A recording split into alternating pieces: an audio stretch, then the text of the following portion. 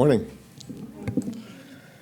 and welcome to the third part of our special series of Sunday services entitled From Free Will to Freedom.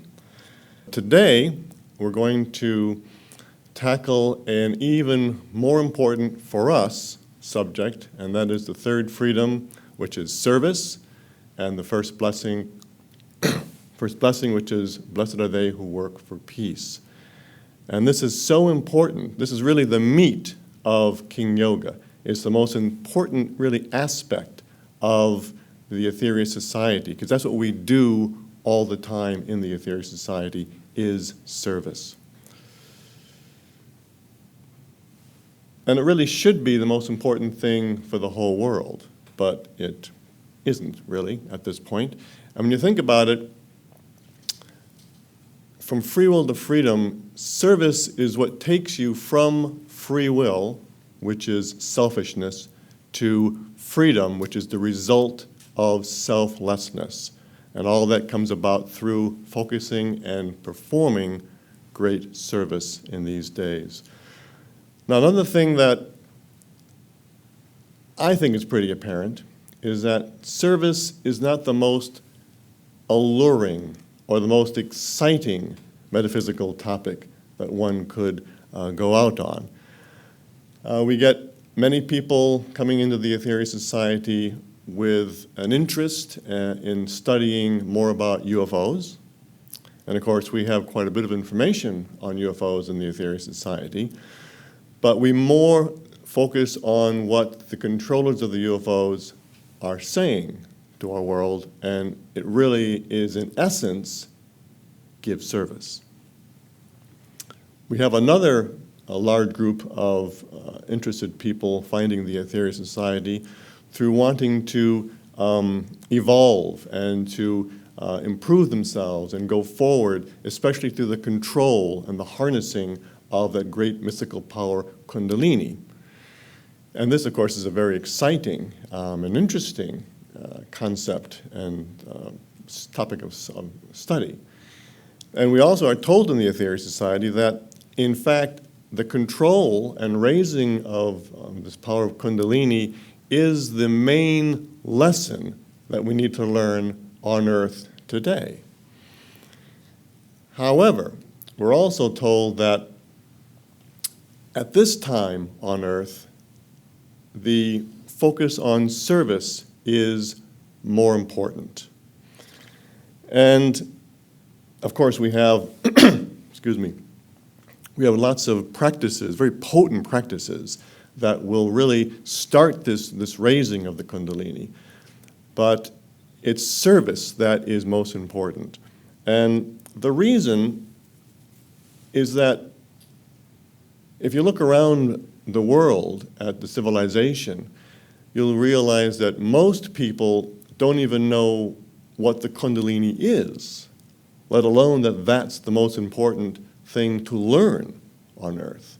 And so it's a very unlevel playing field, if you want to use that analogy.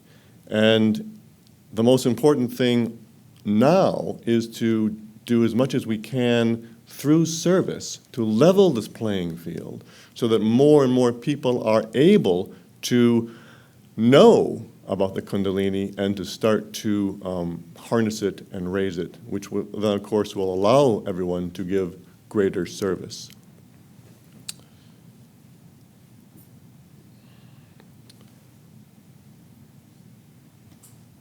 Now, Mars Sector 6 in the Third Freedom tells us that there are many ways to serve on Earth. And of course there are, because there's so much suffering, so much ignorance on Earth, and there's many, many ways to serve. But the founder of the Aetherius Society, His Eminence Sir George King, was such a genius at power manipulation, spiritual power manipulation. And consequently, he taught us in the Aetherius Society to be spiritual commandos that can more and more effectively attract this great spiritual power of Almighty God and send it out to a world that is in tremendous need for this power. Because Dr. King also said that the only real shortage on earth is a spiritual energy shortage.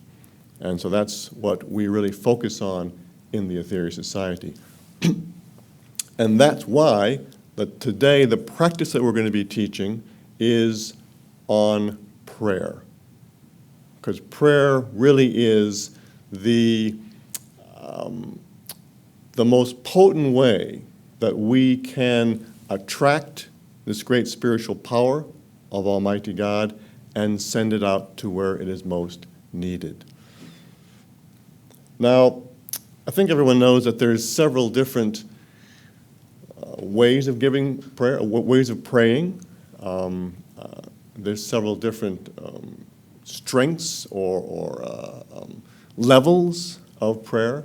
And so I'd like to give one short story of my own, which probably many may have heard this before, but it is a story of a very lower type of prayer, shall we say, more of a personal prayer. And this took place back in 1975 when I was taking a break from high school before I went to college.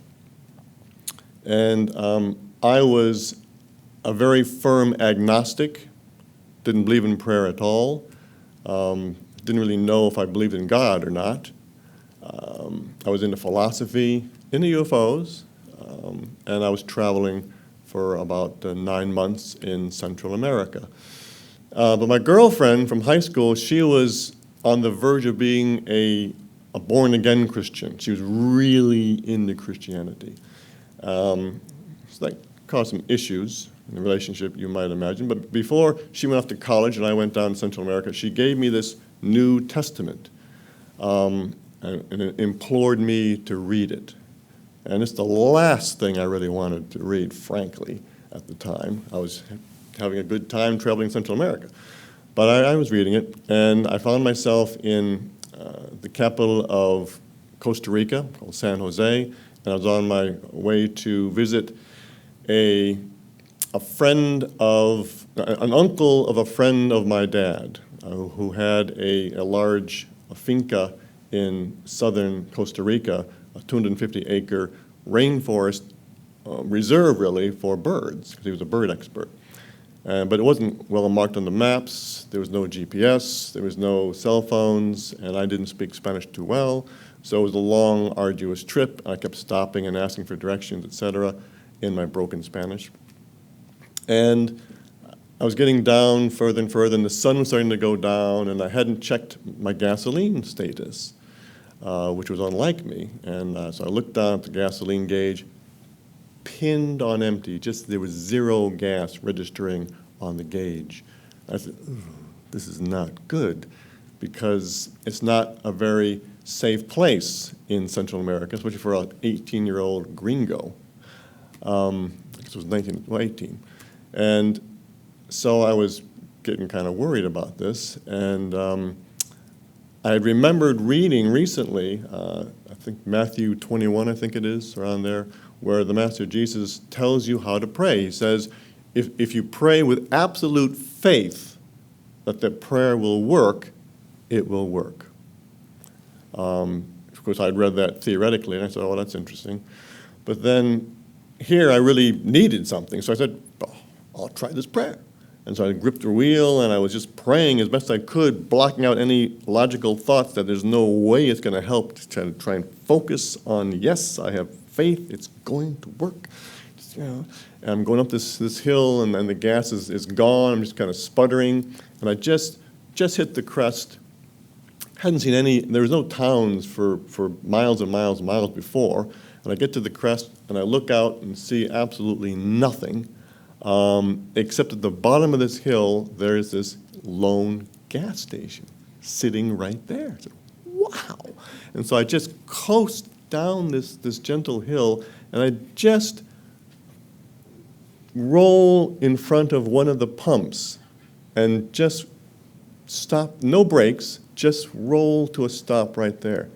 Just blew me away. And, even my logic, there's no way I could think that was coincidence. So it made a huge impression on me. And interestingly, that would have been in early 1975, and by January 1976, I'd gone to college, changed to a different college, and found myself in a group that was teaching the 9 freedoms. Just less than a year later. So this prayer had this tremendous effect on me. Not that it moved me towards belief in God necessarily at that point. It took me a while. But it really opened me up to the existence of other things, other forces. And I think prayer can do that. And like I say, this is a very low level of prayer. It's a pretty selfish prayer. Just please give me gas. I mean, it's pretty selfish. But it worked, and it had a big effect.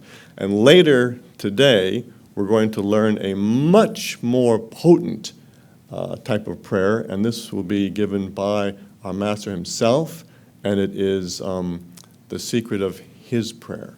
And he teaches us how to do his type of inspirational prayer, and that is something well worth studying. And at that, I will now turn the podium over to Reverend Ashima, who will start the service proper. Thank you.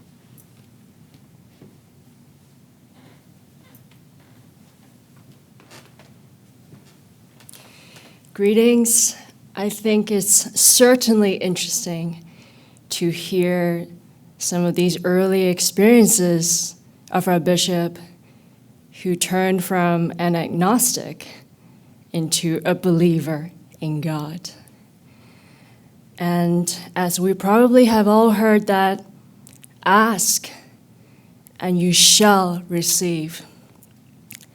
So let's now take a moment and go within to prepare ourselves and ask God, the absolute Brahma, or this force, whatever you want to call it, to help guide you so that you can receive more of this wisdom that will be presented in the service today.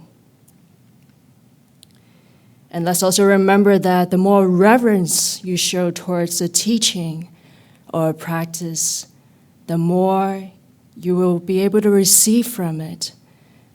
So let's now sit up straight, slow our breathing, and go within. Shoulders relaxed. And take your focus to center on the here and now.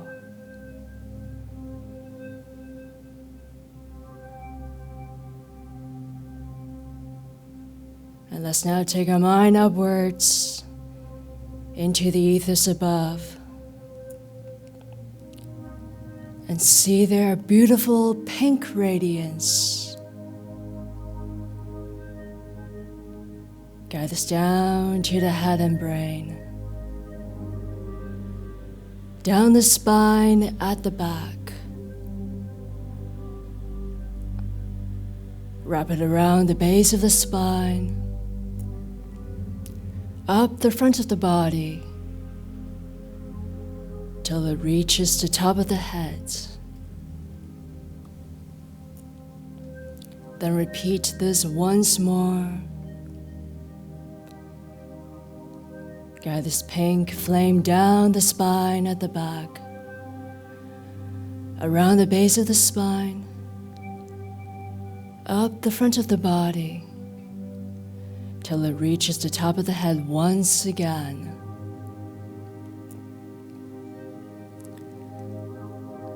And as a balance to this, request most humbly from the Mother Earth for her sacred violet flame of transmutation and protection to course upwards through your body and aura, all the way up, as far as you can visualize it.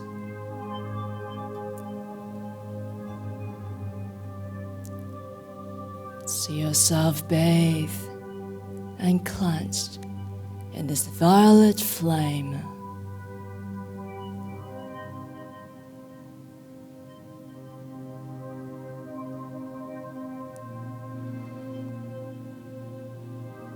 Then let's now take our mind upwards into the ethers above and see the brilliant white light gathers down to the head and brain, and let it amalgamate with every cell within the brain. Then guide it down the neck and shoulders and into the heart center.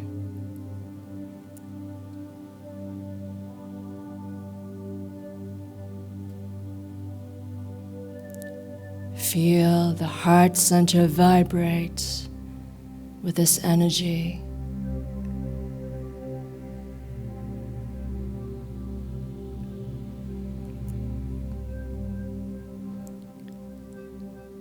Then let's now detach from this visualization and slowly open your eyes. And I'd just like to let you know that we will shortly share with you some insights from this most illuminating transmission, the third freedom on service, from the great karmic lord Mars Sector 6. And I will start off by reading a short extract, and then after that, you will get to hear this great karmic lord deliver this transmission through the yogic mediumship of Dr. George King. And when we play for you this recording, be sure to tune into the power and the essence of this great cosmic master.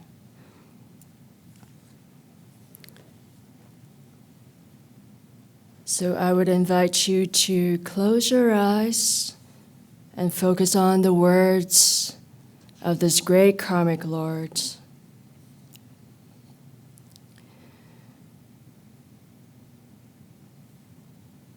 Mars Sector 6. Freedom from selfishness is service. In these days, there is much service which is vitally important to Terra. There are few servers. Service is a culmination of experiences which denote the server as being on the ladder of evolution, firmly on this ladder. Those who have a yearning desire to serve, and indeed are doing so, are those who have slain selfishness, are those who are gradually overcoming their lower materialistic aspects, are those who are sometimes slowly, but nevertheless surely, advancing towards enlightenment.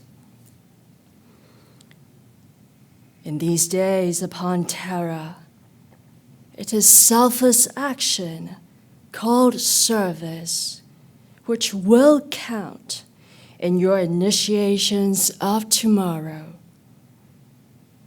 Your service to others will be known, and you will judge yourselves accordingly.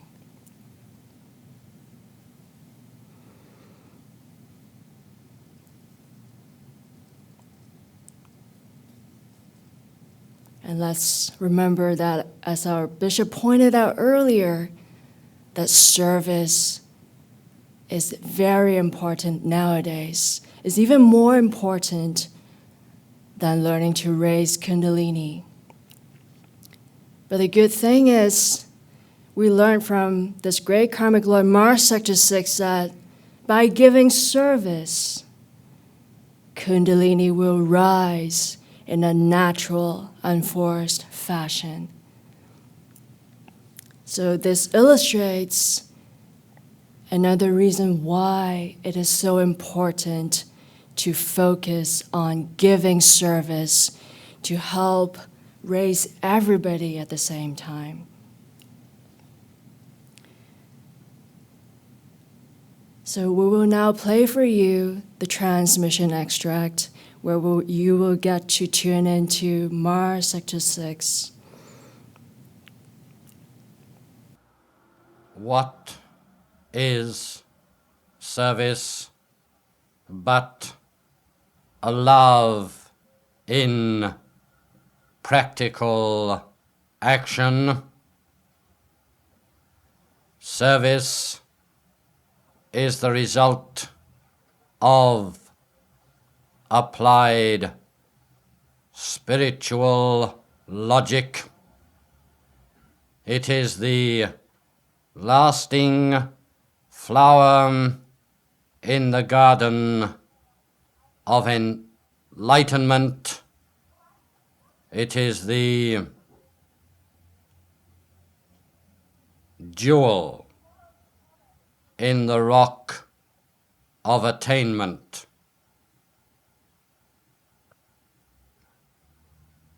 There are many ways to serve upon Terra.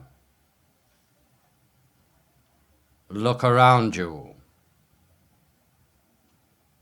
and see ignorance, suffering, want, hate, greed, selfishness, war, murder, robbery, violence in every form. See how people, the young ones, are being deluded.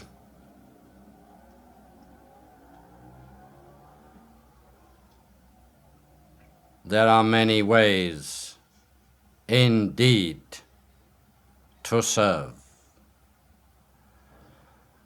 By your service, you can help to heal those who are sick, and you should. By your service, you can help to give encouragement and strength to those who are depressed and weak, and you should do this. By your service, you can throw a dazzling beam of scintillating, white, vibrant energy into the darkness of a suffering world and raise it.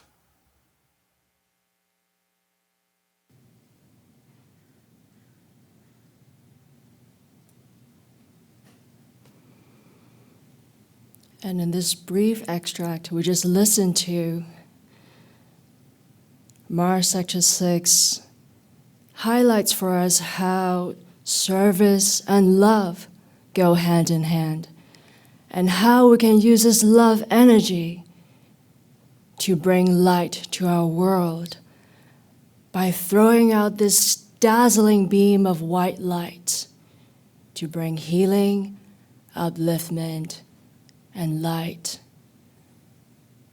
into our dark and needy world. And having said that, we will shortly join in to do just that by sending out a potent beam of white light to the peace workers.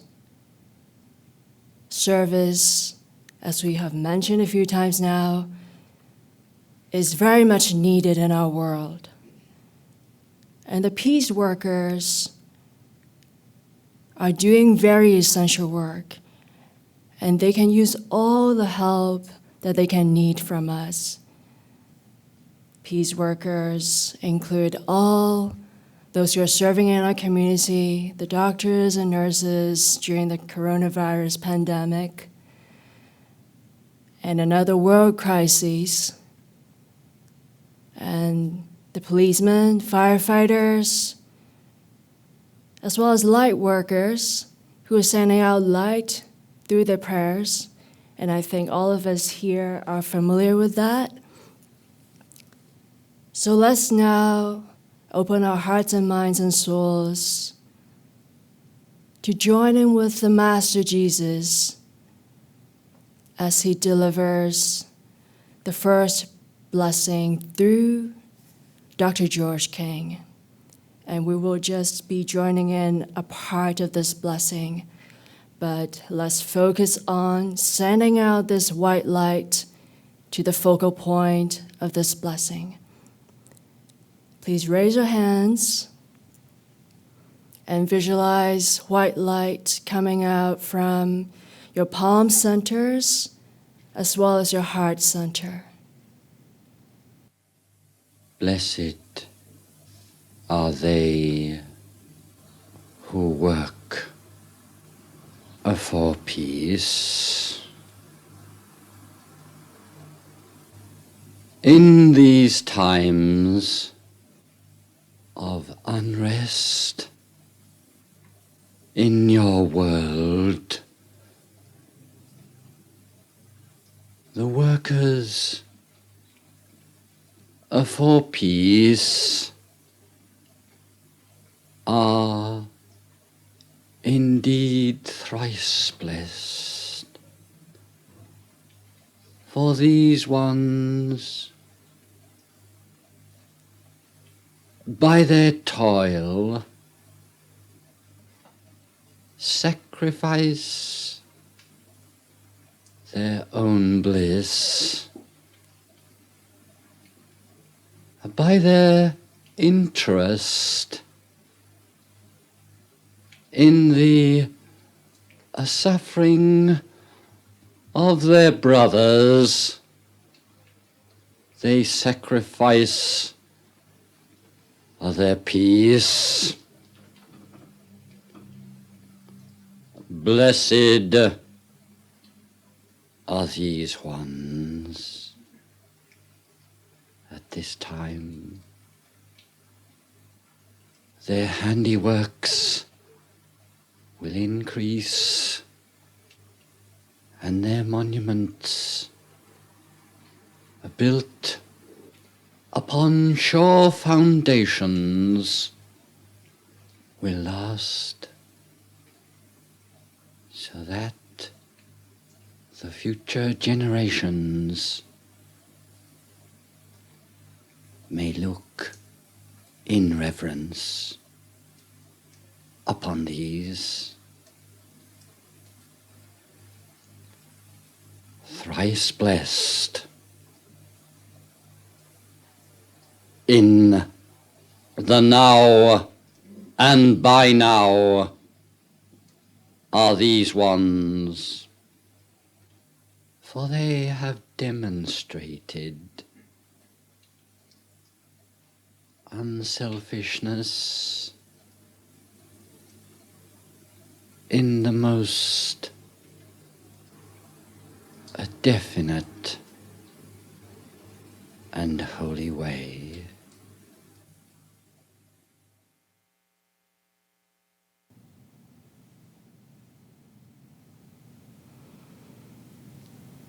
Please lower your hands and adopt the mudra for mantra if you have received it.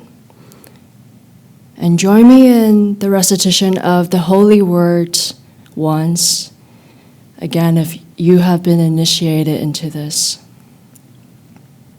Otherwise, just leave your palm upwards on the knees and just let the energy flow through you.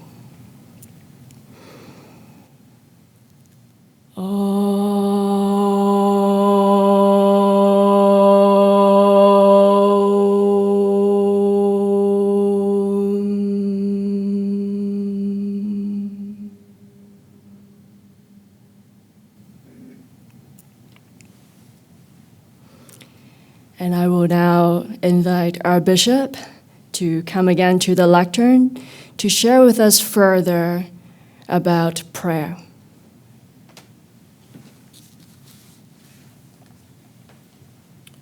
Thank you, Reverend.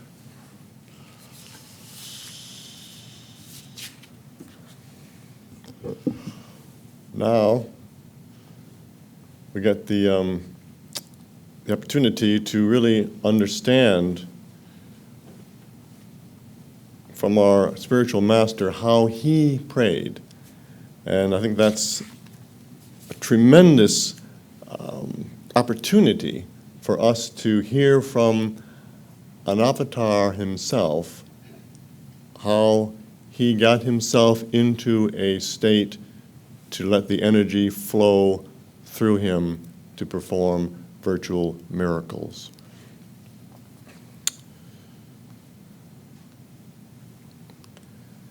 So we're going to kind of ramp up slowly, and we're going to listen to two back-to-back extracts from an address that Dr. King gave in 1980 entitled The Importance of Dynamic Prayer. And this will kind of remind us of how important prayer is. So let's listen to that. It's about 4 minutes long, and these are two extracts kind of back-to-back. So let's just close our eyes for just a moment in preparation.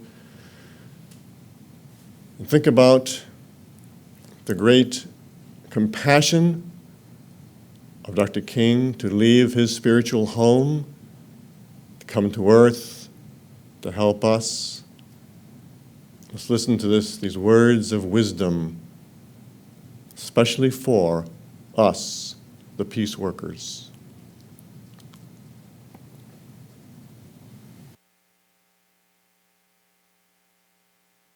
I believe, and I'll repeat it for emphasis,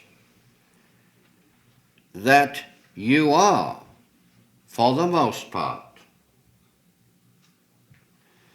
capable of dynamic prayer in one degree or another.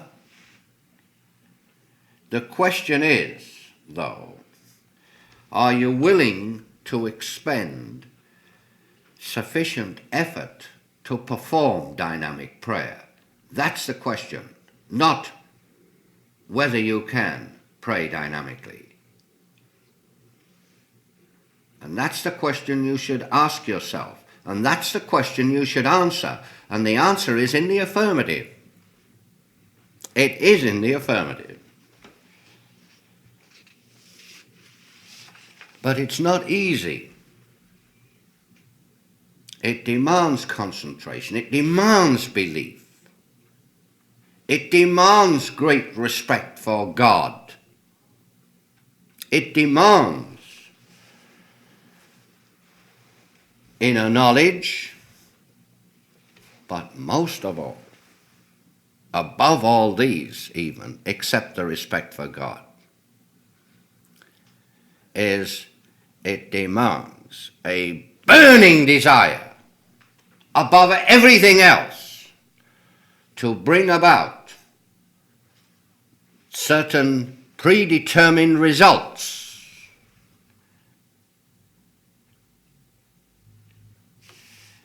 And if you have this, it doesn't matter almost who you are, then you can pray in not only a dynamic fashion, but a very, very effective fashion. Your output, from an energy point of view, is coming into the stage of the adept, just for that time.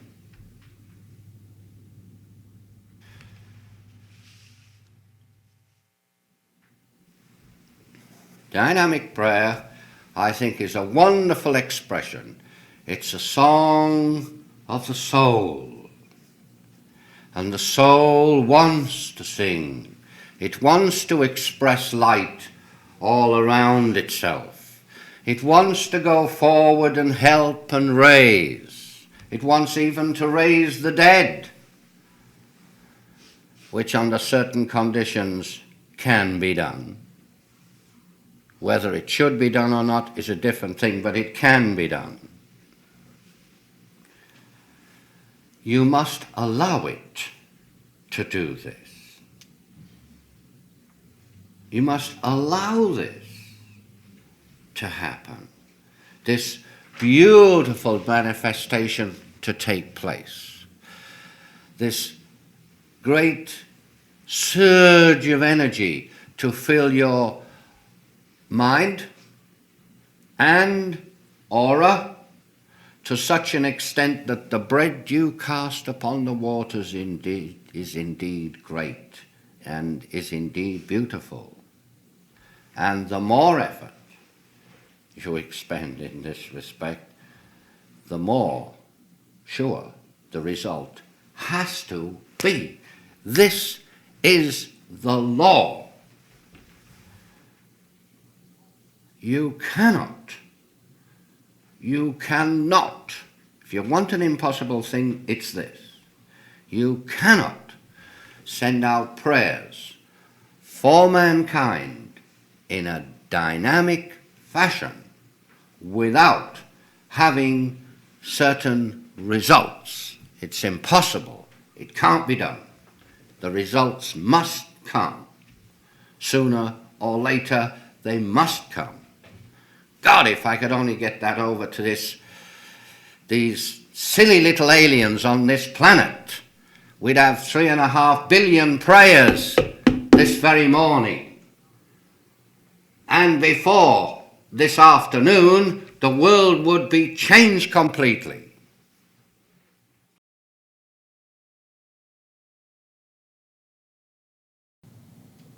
So I think that extract really gets across his knowledge of how powerful prayer is, and in a way how frustrating it is for him to see so much suffering around the world that could be, in his way of thinking, very easily solved if people would just pray. Such a simple solution to what we think is such a complicated problem. And you imagine how incredibly frustrating it must be for all avatars, anyone coming from another world, to see so much suffering needlessly. And so you can see our master who just absolutely knew how potent prayer is. It's also a nice little kind of sideline quips that he puts in there, like most of us are kind of wondering about the possibility of raising the dead. He's all past that. Of course you can do that, but should you? Different way of thinking, really, isn't it? But I hope that this has re-inspired us to do more prayer and learn to do our prayers better, and to realize that there's such a desperate need out there that even though we may not see it in front of us, but it's there. And it's so important for us to live up to our responsibility to know of this tremendous avatar, and to help push this wedge of light into a very suffering world. And prayer is something we can do all the time, whenever we want to. And so I'm not going to play over this really brilliant and simple description of how Dr. King does inspirational prayer. Now, he does separate. There's two kinds. There's set prayers that he talks about, which are the 12 blessings. Those kind of prayers that are pre-written, and then you just throw yourself into those prayers, which is great. But he's talking about inspirational prayers, where you decide where you send that energy where it's needed. And so let's listen to Dr. King. This is I've edited it pretty severely. It's a 30-minute address down to 17 minutes. But I think I pulled out the real best bits, most important bits that will teach us how to use this technique of prayer. So again, it's 17 minutes, and just realize how incredibly fortunate we are to be hearing such a one as Dr. King give us this technique.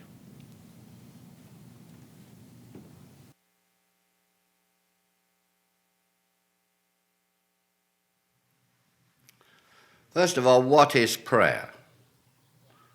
In order to understand prayer properly, we just must have a little look at what we are. We are electronically driven robots which we drive through life in order to gain experience. Robots because we control them, or should do. And when the control of our mental faculties and our physical attributes is in the hands of another, then we become total robots. But while we have control ourselves, the main aspect of us, the soul aspect of us, the spiritual aspect of us, while we have that control, then we are gaining experience in a very potent way. And we are learning the law, the divine law, referred to by the Buddhists as karma. Prayer is a result of the explosion of forces on the psycho-spiritual and mento-psychic planes. And it starts off on the mento-psychic planes. And then the prayer is risen to the higher planes. Put it another way, outside of you is a sea of mind. You have a receiving set. You can tune that receiving set into the sea of mind. And the more sensitive the receiving set is, the higher the aspects of mind you are able to receive and translate. The result of this reception and translation may be called understanding. And that is it, and that is occult truth. And if you regard yourself in this light, you will find that you can do more than you do now. You will find that you are more successful than you are now, especially at prayer.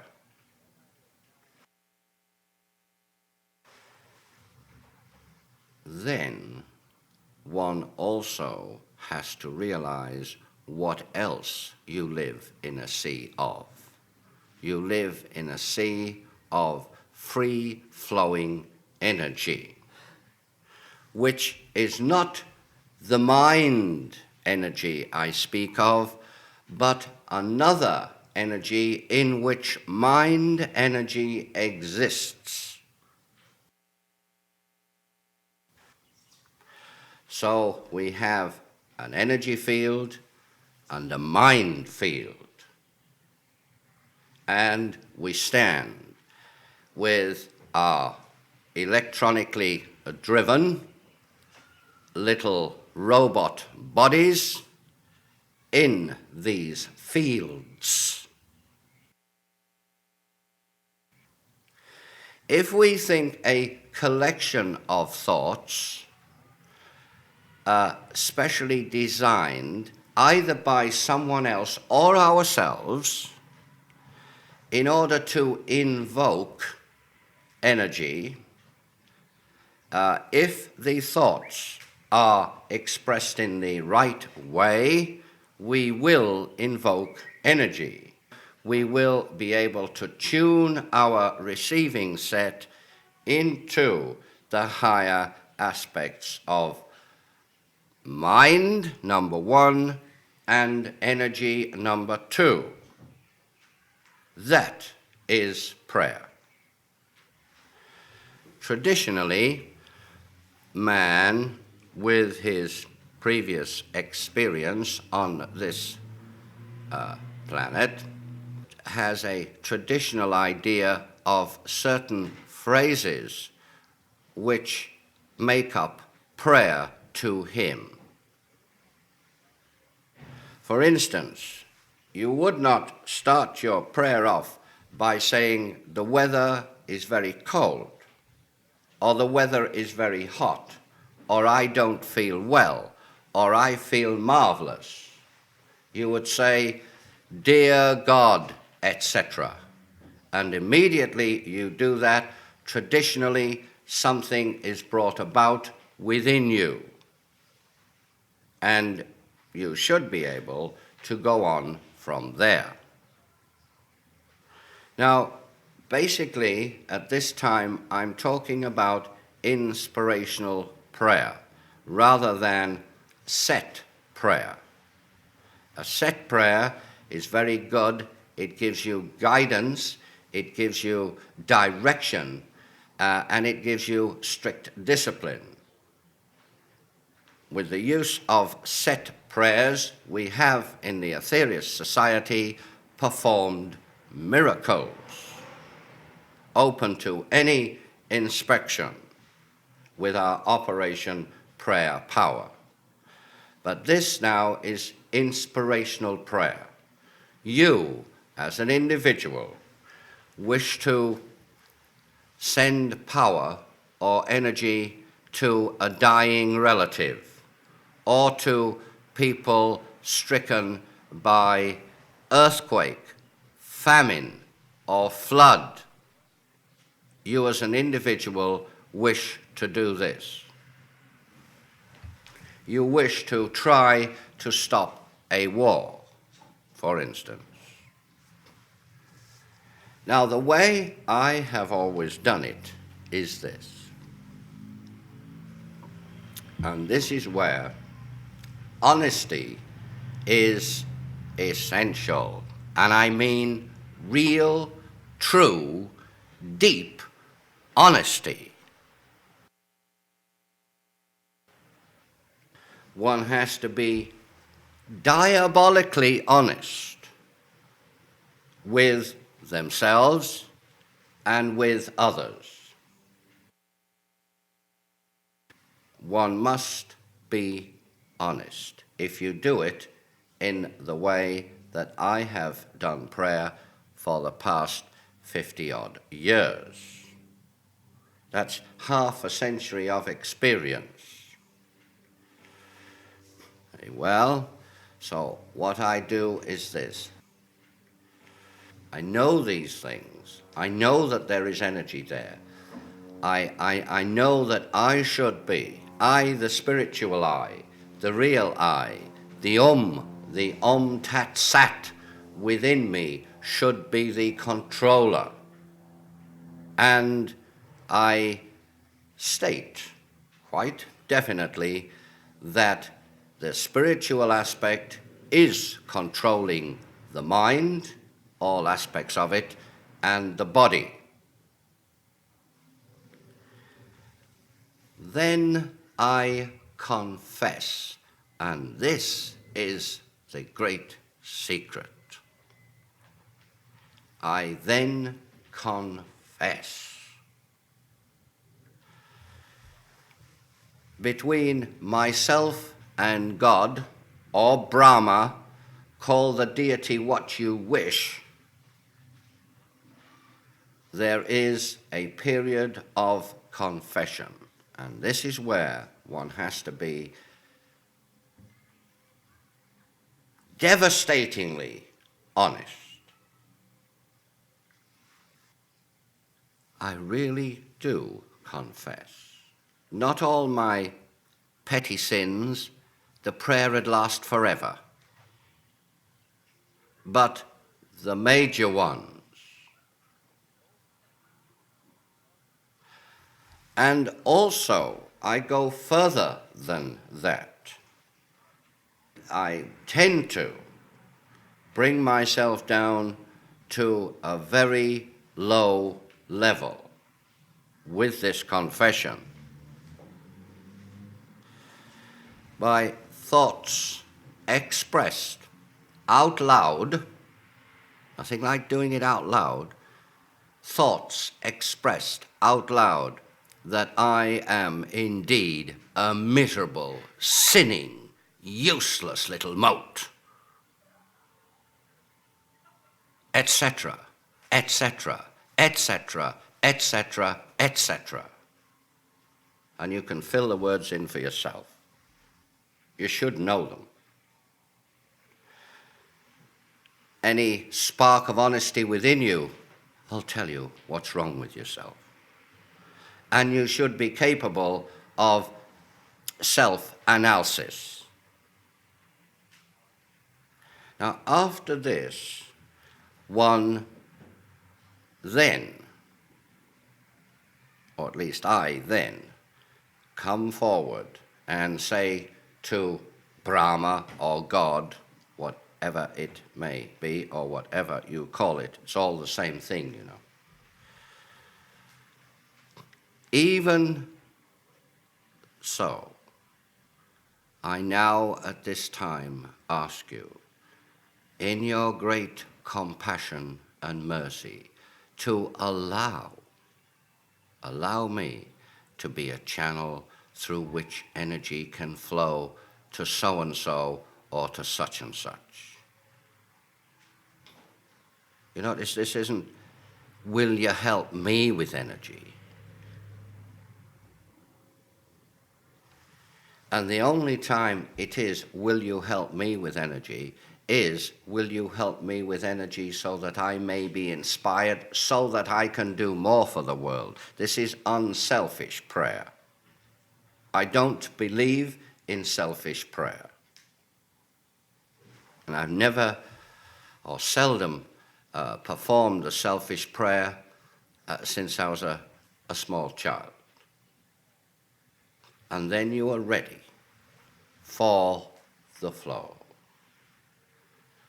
And then you again ask, send forth your power, send forth your power, let the power flow, and you become really dynamic, attuned to one thing only, not two. There's nothing else in life except that power flowing through you to your predetermined destination. And that's all there is, and that's all there should be. And the whole of your concentration should be thrown down onto that one gleaming spot in front of you. And then you will feel the energy physically. Absolutely physically. And I mean absolutely physically. As far as I'm concerned, it feels cold. I can feel it coming through the spine, because the spine is one of your main antennas, coming through the spine in tremendous pulses, and I can feel it physically, not only mentally, but physically.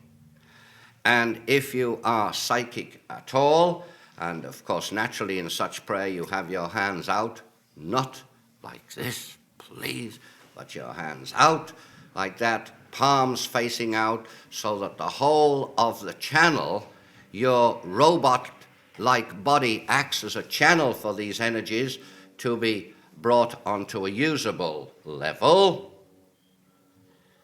you can see the energy coursing from you. It not only comes out the palms of your hands, but it travels out through other psychic centers as well, depending on the energy plane that you have contacted.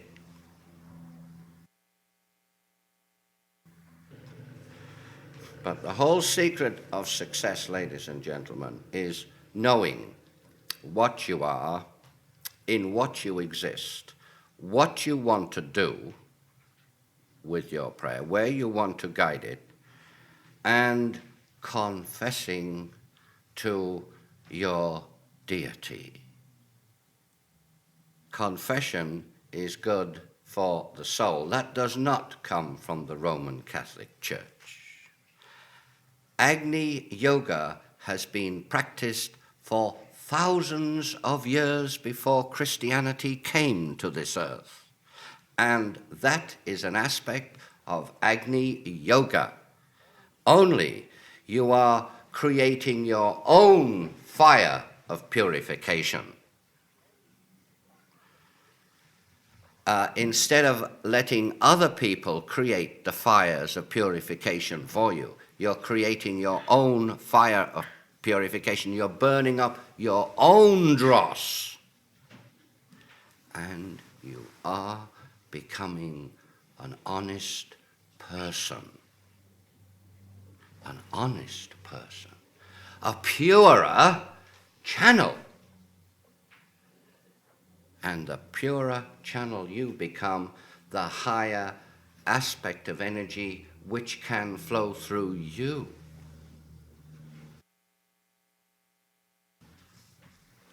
But don't forget the absolutely, completely honest confession to God, just between you and God, and make it diabolically honest. Devastatingly honest. Strip yourself down till you have nothing left. Then, when the energy flows, as it will if you do it right, you will be built up again a better person. You will be rejuvenated by the very energies that you invoked. And from nothing, it's as though you're built up again into something better. And that's the whole secret of it.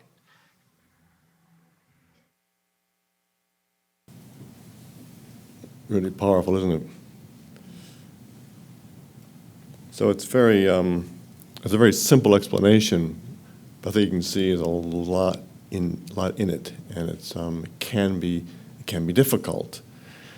And so we're going to try and go through it together, which of course isn't really what you're supposed to do. You're supposed to do it alone, of course.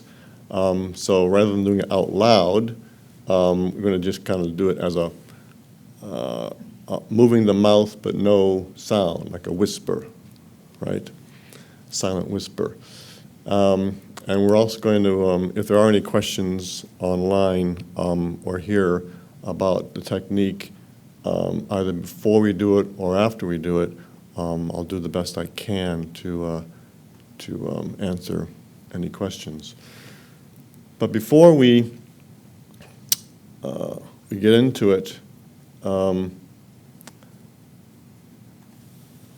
want to kind of just want to say a few words. You know, we are, as we've been told before, we're God trainees. We're trained to be gods, and so we have to decide what to do with our time and our energy, and that's how we build our karma. That's how we learn, and as we go further and further, we start to realize that we really do have power. We really can heal people. We really can make a difference in our world. And so then it gets to be a question of what do you do with your power and your time and your energy. And all of us have thousands of questions every day of what to do. How much sleep do we get? Do we watch TV or not? How long do we watch TV? Do we have to do grocery shopping and this, and do we do it quickly or efficiently, whatever? We can spend 15 minutes looking at the news or 4 hours just diving into the internet and finding out every nuance of the left or the right or the COVID or the not COVID or the mask or et cetera, et cetera, et cetera. Or we can do some practices. And then what practices? Breathing, mantra, set prayer, inspirational prayer. If we do inspirational prayer, where to? Healing, who? The world? I mean, there's all kinds of thoughts and questions that come up. And this is something that we all have to grapple with, but it's something that to take it very, very seriously. And I'll give you something kind of struck me one time. I was listening to an address by Dr. King, and he said that he was giving an example of inspirational prayer, and he was doing prayer for an hour, and he was flying around his bedsit in London. I think maybe people have heard this. But the thing that struck me was that he was spending an hour, probably many, many times, doing prayers for the Korean conflict. And here's someone who, at that point, would have been in the early 50s. He was already able to do amazing things. But he chose to spend a significant amount of his time doing inspirational prayer for the Korean conflict. Could have done anything else, far more than we could do. But he chose to do that. And I think there's a little bit of a lesson there for us to try and navigate how we spend our time and how we spend our practices. And it's also good to kind of remember the little statement he said, where when we're praying, we're almost up to the energy output of an adept. And he said that also in regards to when you're attending Operation Prayer Power. And so, these are significant little points to kind of cling on to. Again, you've got the choice of TV, internet research, or energy output of an adept. We want to try and learn to make those decisions in an appropriate manner. It's up to you. So but this tool that he's giving us is it's an amazing tool, and it helps us be so much more effective. But it does take practice. Does take practice, and it's like with the set prayer, we learn to kind of really feel our heart center, and then expand that and send the energy out. With inspirational prayer, I find you almost need to start with emotion, because you're breaking yourself down with this what do you call it? Confession. You're breaking yourself down, and it should get emotional. And you heard him bring this great, cosmic master down to a mote. Crazy. And so we have to do the same thing. And it takes emotion to do that. Can't be intellectual. That's why I said out loud, because you can invoke more emotion out loud. And then you get to this like low spot, and then you have the energy go through. So that's the technique we're going to try and learn, and it's difficult. I encourage you to, of course, to practice it. Now we're going to choose, or I'm choosing for you, I guess, to send the energy to the conflict in Yemen. It's a very bad conflict, killed, I think, 100,000 or 200,000 people so far. It's threatening a massive famine of possibly affecting 13 million people, mainly children. So it's definitely worthy of our prayer. So it's all focused on that. So just to kind of remind us what we're going to do is we're going to, first thing is we will affirm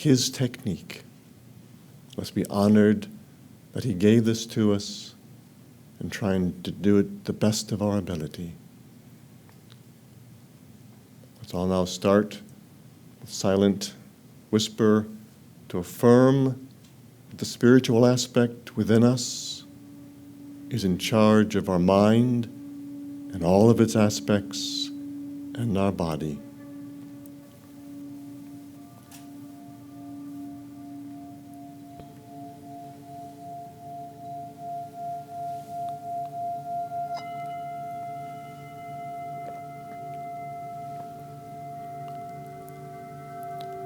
And now let's commence confessing our sins. I'll give you about just over 4 minutes to do that. Be honest, emotional, and serious.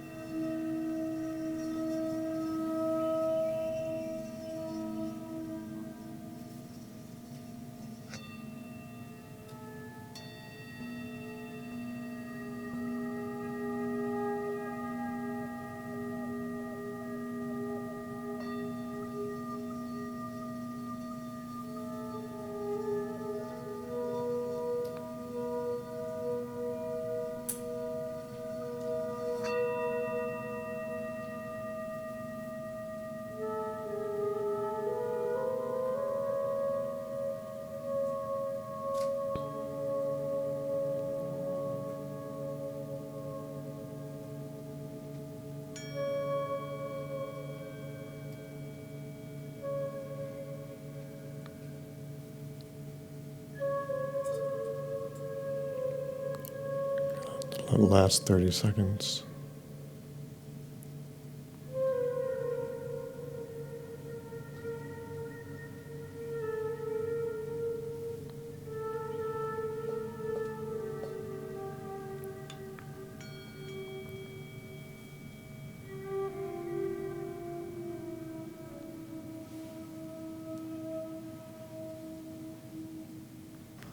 Now let's all can keep our eyes closed, raise our hands in the prayer mudra, and then most humbly ask Almighty God, in your own way, in your own words, to let its great power flow through you to the situation in Yemen. I'll give you just a minute or so for this.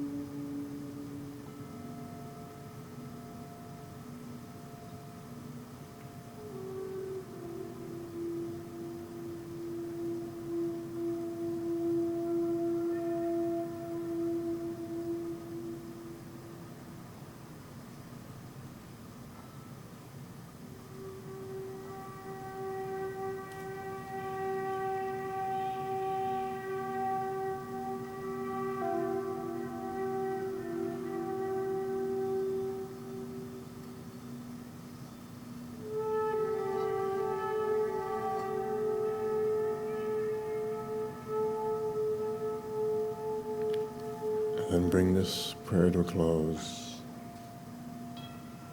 thanking Almighty God for this wondrous power to flow in this way.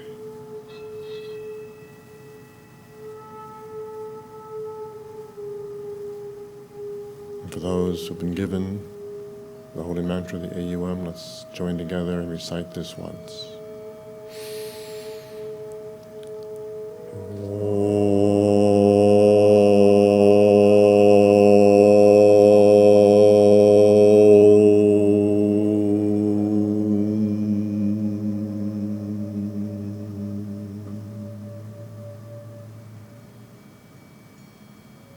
So let's just finish the service part.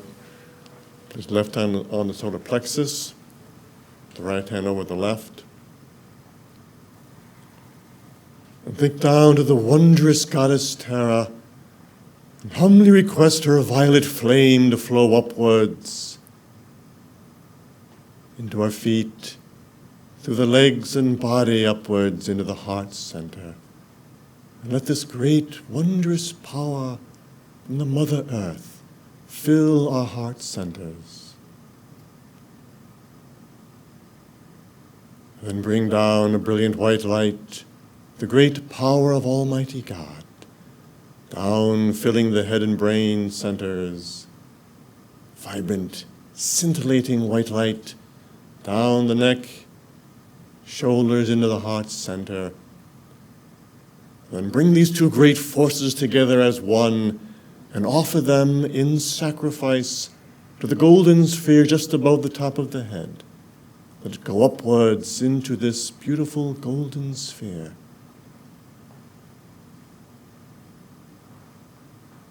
And then humbly request from this spark of God that its golden rays of spirituality might flow down, filling our hearts, our minds, and our bodies, feeling this great essence of the great God within.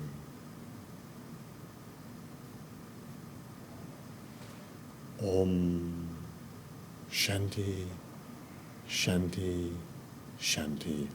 Thy will, Almighty God, be done.